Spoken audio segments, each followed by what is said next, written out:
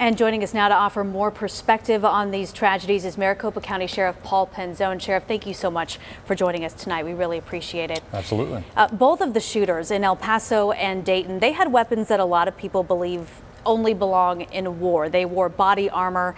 How concerned should we be here in Arizona about the spike in these types of mass casualty weapons? I think as a nation we have to be highly concerned, and this isn't new. This has been going on for far too long.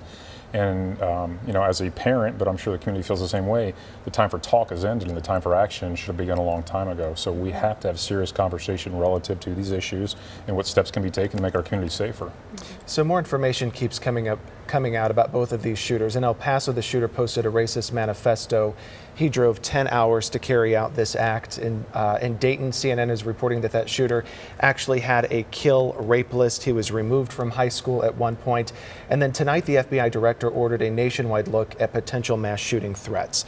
So you and law enforcement, how concerned are you that this could be somebody could be here just waiting in the wings to carry something like this out? So what do you do to make sure that that's not going to happen?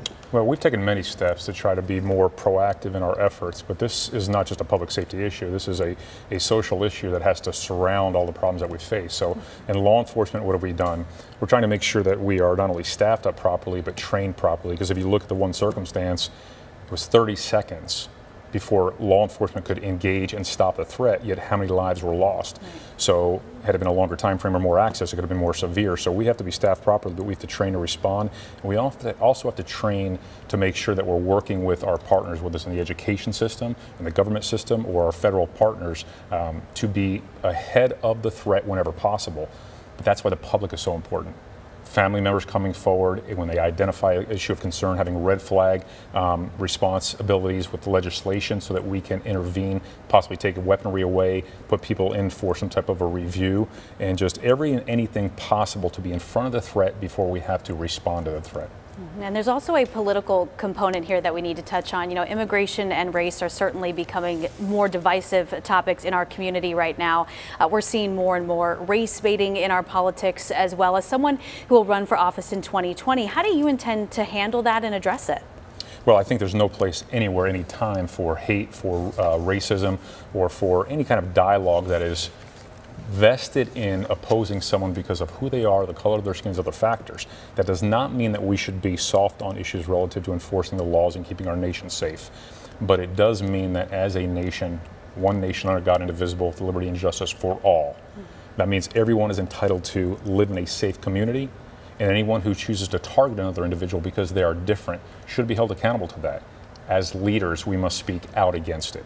So whether it is white supremacists who wish to do harm, whether it is any unique group that speaks against another and promotes violence, we cannot tolerate that as leaders, and we cannot tolerate that as a community. And the more aggressive we are to address it, the less likely it is to fester and grow to the point where we see these circumstances.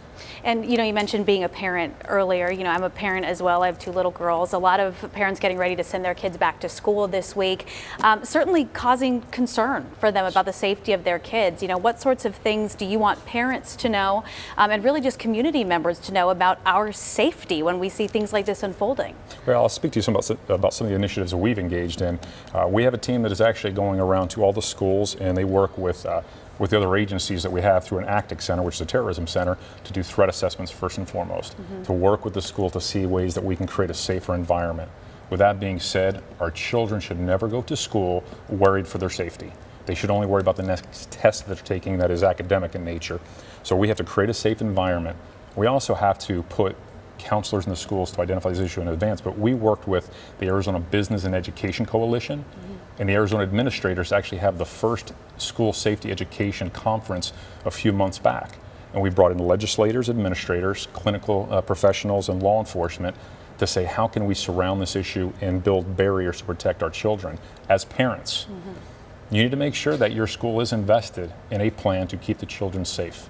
We need to make sure that there's enough financial resources to properly staff the schools so that they have the resources to care for those who pose a threat or to bring it to our attention.